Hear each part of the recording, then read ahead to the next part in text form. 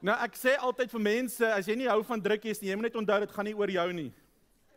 Dit gaan oor die persoon wat dit nodig het. Ek het te veel gehoor van mans wat hulle lewens vat, en vrouens wat hulle lewens vat, om te sê, genoeg is genoeg, is tyd om tyd vir mekaar te maak, en die beste manier om dit te doen, is sê, kan ek jou iets leer? En wat gaan die meeste mense sê, ja, dis reg, stem julle saam. Dan leer jy vir hulle die drukkie, en jy sê, ek noem dit 'n intentional hug. Jy doen dit met intensies agter dit, dis daar's betekenis hoekom jy dit gee, dis nie net ek gee 'n drukkie nie. Want jy weet nooit wie het nodig om raak gesien te wees nie. So kan ek julle uitdaag om te begin drukkies gee? Wie aanvaar daai uitdaging? Kan ek hande sien? Love it. Volgende slide. My seun kom na my toe en hy skryf 'n prentjie en hy sê, "Pappa, ek moet vir pappa sê, pappa lewe."